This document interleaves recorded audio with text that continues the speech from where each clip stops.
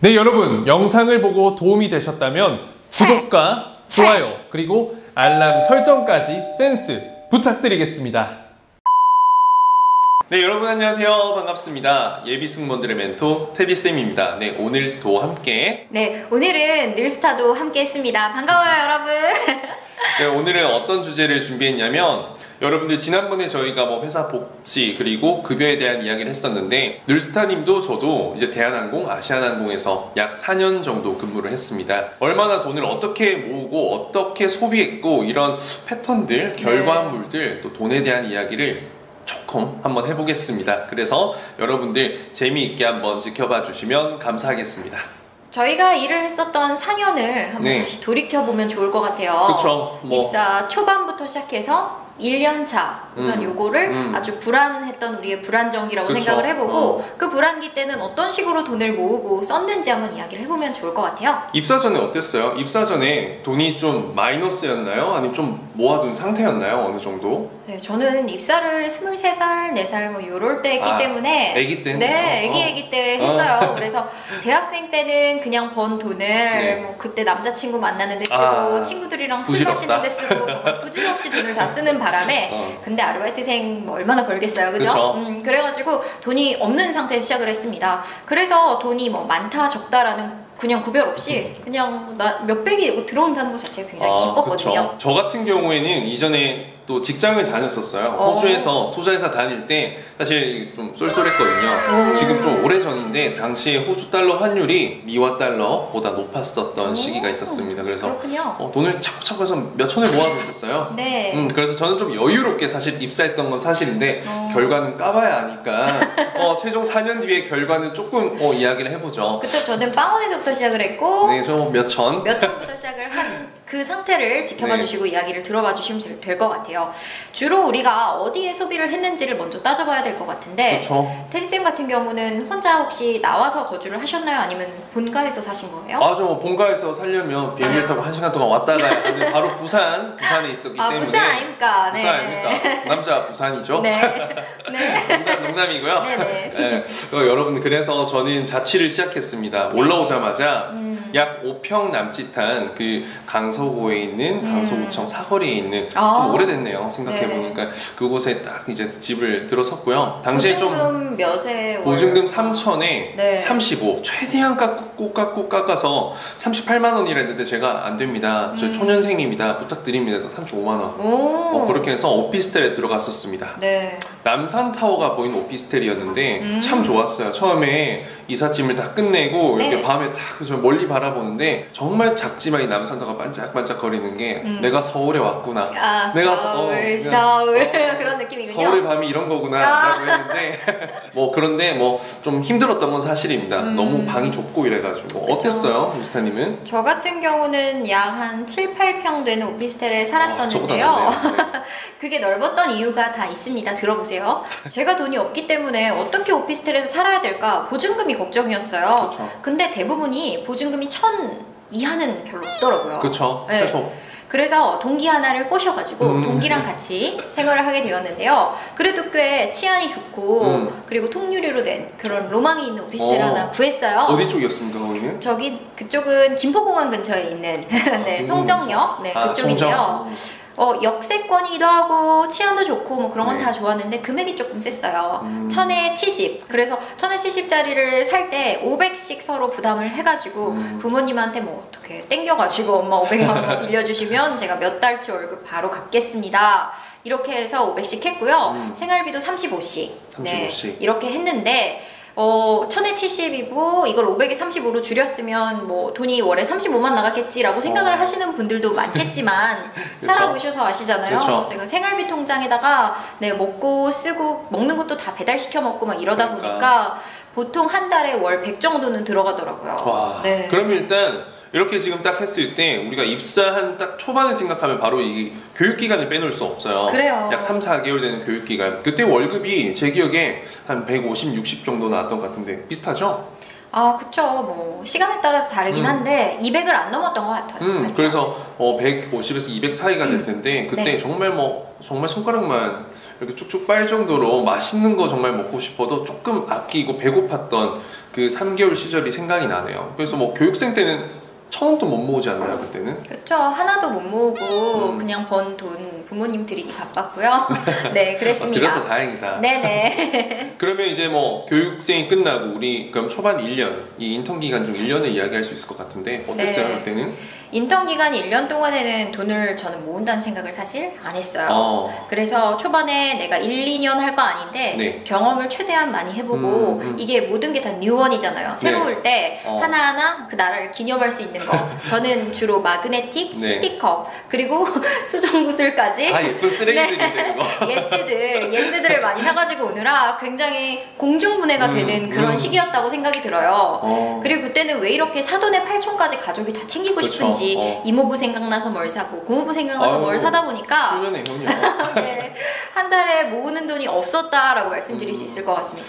저는 그래도 조금은 다행스럽게도 사회생활을 먼저 해봤고 이 돈 모으는 그 통장이 차곡차곡 쌓이는 그 맛을 저는 알고 있었습니다. 그래서 저는 이제 정규 월급을 받을 때부터는 딱 정해뒀었습니다. 150만 원이라는 금액을 즐길 거 다 즐기고 이제 150만 원 모으기는 쉽지 않거든요. 그래서 아니 독하게 모으신 거죠. 정말 좋겠죠. 보통 평균 월 300이라고 보시면 되는데 맞아요. 세금 다 떼고 맞아. 150 혼자 사시는 오피스텔에서도 사셨다고 하잖아요. 맞아. 네, 150을 모았다는 건 150씩 꼬박꼬박 하고 또 사실 이제 이전에 제가 모아뒀던 돈을 조금씩 쓰긴 했지만 150은 딱 해두고 저는 돈을 좀 많이 썼던 게 이제 가족들 많이 챙기셨잖아요. 저 같은 경우에는 막 엄청 가족이 이렇게 대가족은 아닌데 이제 동생이 어린 동생이 2명이 있습니다. 그래서 그래요 그때는?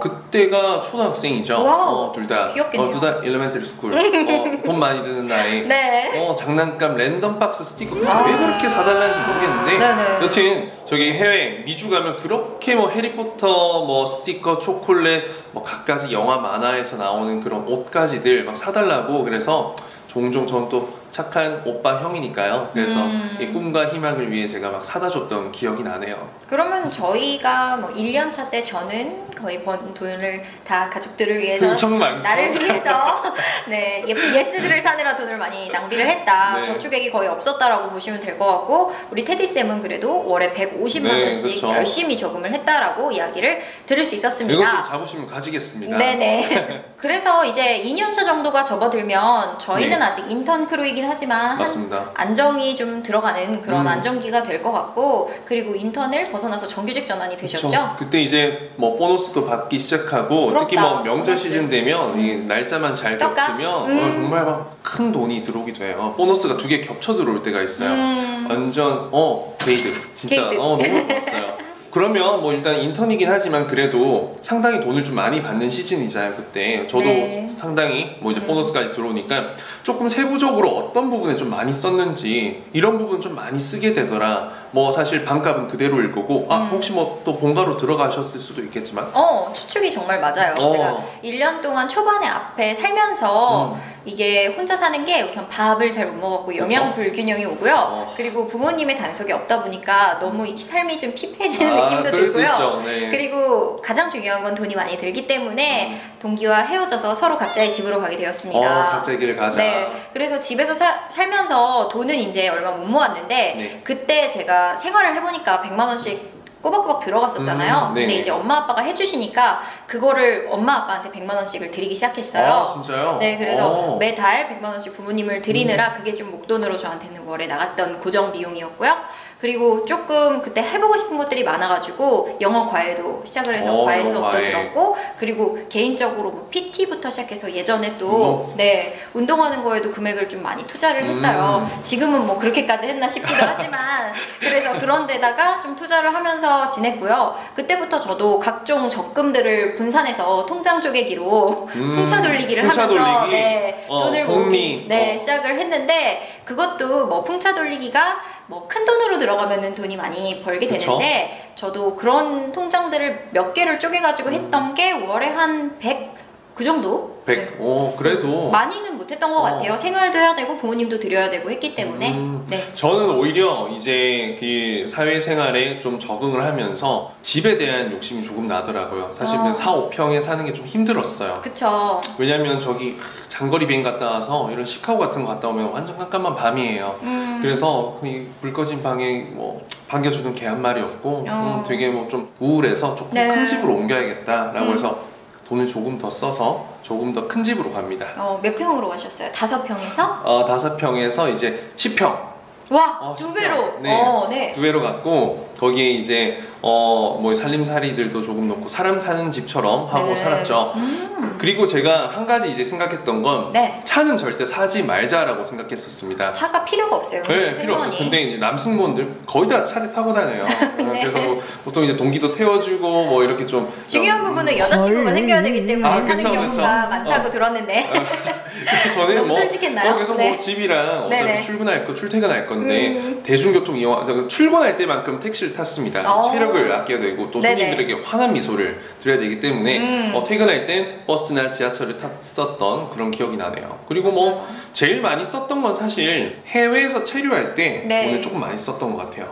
해외에서 체류할 때 특히 룸 서비스 세계 다양한 음식을 너무 맛보고 싶어서 네. 일단 시켜봅니다. 그냥 처음 보는 이름도 막 시켜봐서 10가지 시키면 한 4가지는 먹고 6가지는 못 먹었던 기억이 있는데 그런 걸로 돈을 조금 많이 날렸죠. 근데 뭐 세상에 나쁜 경험은 없다고 다 경험이라고 생각합니다. 정말 공감하는 부분이고요. 저도 예전에 40만 원짜리 와인 바트를 까서 먹어본 적이 있어요. 네, 인도 가가지고. 인도? 물론 n분의 1을 했지만 친한 언니들 3, 4, 5 모여가지고 우리가 언제 이런 초특급 그쵸? 호텔에서 이렇게 와인 한번 즐겨보겠냐 하면서 물론 다음날 비행은 없었고요. 그쵸, 네, 스테이 그쵸. 하는 동안에 그런 식으로 경험의 소비를 해본 적이 있습니다. 룸 서비스도 마찬가지고요. 그렇죠. 특히나 또 해외 가면 이 네. 우리나라에서 조금 비싼 게 저렴하게 파는 경우가 많죠. 뭐 쉽게 우리 보는 스파 브랜드 자라 같은 경우에도 네네. 훨씬 종류도 많고 스페인 세일도 같은 많이 하고 가면은 스페인 싸요. 네, 독일 저는 프랑크푸르트에서 되게 많이 샀었는데 프랑크푸르트에서 네. 이번 레이오버만큼은 정말로 휴식을 취하자 호캉스 즐기자 해놓고 옷을 정말 이제 정말 심플하게만 갖고 갑니다. 그래놓고 한번 그럼 자라 구경이나 가볼까 라고 했다가 가서 이렇게 갖가지 바지를 사왔던 셔츠도 사오고 그래서 예상치 않은 소비를 해외에서 카드를 긁은 적이 꽤나 많은 것 같습니다. 저는 약간 반대예요. 일부러 단촐하게 입고 가서 네. 자라에서 세일해가지고 득템해서 해서? 넣자 해서 캐리어를 비워갔었던 기억이 납니다. 충동 구매군요. 네. 그런 건 아니고요. 이제 3, 4년 차 정도 저희가 넘어가면서는 네. 모두가 정규직이 돼서 보너스도 나올 테고 급여도 꽤 쏠쏠해지고 그쵸. 비행도 있는 그런 시기가 될 텐데 안정기 때는 새로운 재테크에도 눈이 돌아갈 수가 있어요. 그렇죠. 저희 때 기억나는지 모르겠는데 재형저축 들어보셨나요? 재형저축, 네, 그때 재형저축. 유행이었죠. 뭐 이자율 좋죠. 지금은 없어졌는데 네. 그다음에 이제 비과세 펀드. 비과세 펀드 저도 했어요. 굉장히 2천만 원, 3천만 원 한도인가 네네. 기억이 나는데 저도 이 두 가지를 했던 기억이 나는데 네네. 어떤가요? 저 같은 경우도 비과세 저축을 했었고 기존에 하던 풍차 돌리기는 규모를 조금 더 키워서 했고요. 그때 저는 우리 사주를 회사에서 풀기 시작을 했어요. 대한항공 네, 대한항공 주식을. 좀 많이 아예 저는 이제 좀 소폭 떨어졌을 때 2차로 우리 사주를 풀었을 때 팔기는 했지만요.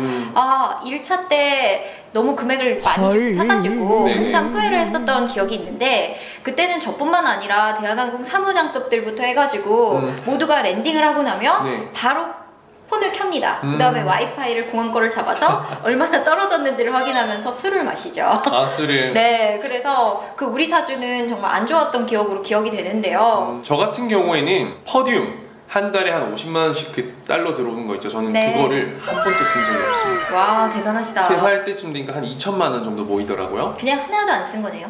정말 뭐 한 몇백 불 썼던 것 같아요. 네. 정말 필요할 때 있잖아요. 팁을 내고 해야 되니까 10불 뽑고 이랬는데 얼마나 퍼퓸 어땠나요? 퍼퓸 다 썼습니다. 맞아요. 그걸 다 써라고 있는 거예요. 네. 아끼면 똥이 되더라고요. 네. 그래서 거기에 대한 이야기를 뭐 조금 이따가 드리겠습니다. 그래서 저도 뭐 승무원 할 때는 대단한 투자나 이런 건 거의 안 했었고 네. 그냥 뭐 그 재형저축했던 거 그리고 적금 뭐 이 정도만 계속 하고 있다가 뭐 펀드 꼭 들어라 해서 들었고요.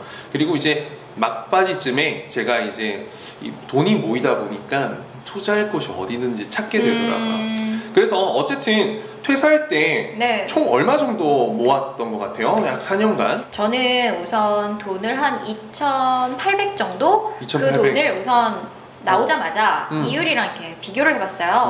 장학금을 받으면서 다니긴 했지만 저희 학교는 장학금에 1등을 해도 80%밖에 금액이 나오지 않아요. 그렇죠. 네, 그래서 뭐 생활비도 있고 하다 보니까 그걸 2,800을 그냥 일시불로 갚았어요. 진짜 학자금이 크구나. 네, 그러고 나서도 한 3, 4천 정도가 있어가지고 거기서 또 일부는 부모님이 필요하실 때 또 급전을 또 도와드리고 그렇게 해서 막상 남는 돈은 한 퇴직금 포함해서 그것도 퇴직금이 2천 얼마가 나왔는데 그냥 퇴직금만 남은 것 같아요. 2천 얼마? 빚 갚고 뭐 부모님 도와드리고 어쩌고 저쩌고 하다 보니까 남는 것도 없어가지고 그냥 4년의 세월이 무색할 정도로 손에는 수중에 있는 게 별로 없다라는 생각이 들었는데 우리 테디쌤은 악착같이 모으셨다고 했으니까 많이 모으셨을 것 같아요. 사실 저는 뭐 모은 액수만 생각을 해보자면 퇴직금 한 2,500 나왔죠. 퇴직금 나오고 허디움 한 2천만 원 모았죠. 이것만 해도 거의 4천만 원 넘어요. 4, 5천 되고 제가 4천만 원, 3천만, 4천만 원 정도 모았구나. 그래서 꽤 많은 돈을 모았죠. 정말 1억이 눈에 보일 수 있는 상황이었는데 지금 듣기만 해도 그것만도 8, 9천 정도 되는데 그렇게만 끝나면 좋은데 제가 이실 짓고 좀 솔직하게 말씀드리자면 좀 나올 때 한 9천만 원 이렇게 모으고 나왔지만 전 사실 퇴사하고 나서 거의 땡전 한 번도 없게 됐었습니다. 그럼 그 1억은 어디 갔어요? 그 1억은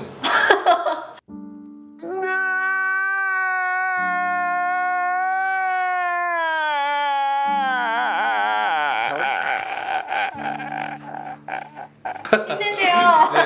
옛날 생각이 좀 나는데 제가 투자회사 출신이다 보니까 이게 모르는 게 약이다 이런 게 있었던 것 같아요. 그래서 돈이 있으면 자연스럽게 불리고 싶다라는 생각이 드나 봐요. 그래서 제가 주식 그리고 이제 여러분 다들 아시죠? 블록체인, 비트코인 요 2개 가지고 돈을 날려버렸습니다.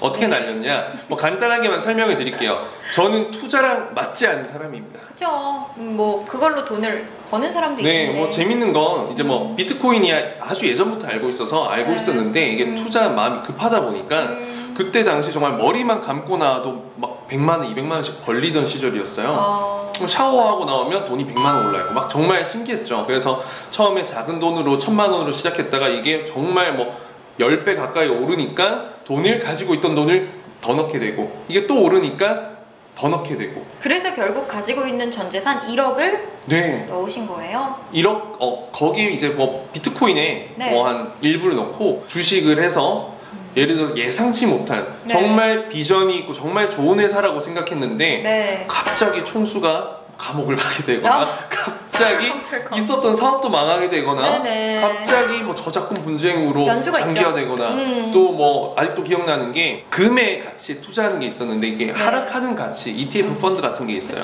거기에도 넣었었는데 금은 안정자산인데 안정자산이죠. 근데 이제 전 떨어지는 가치 그러니까 오르는데 돈을 넣는 게 아니라 떨어지는 만큼 돈을 버는 그걸 했는데 떨어지고 있는 추세였어요. 왜 금값이 폭등했던 시절이었는데 최대치로 올라가 떨어지고 있다가 갑자기 저기 북한의 김정은님께서 미사일을 갑자기 감으로 막 테스트를 연달아 일주일 텀으로 2번을 쏘셨어요.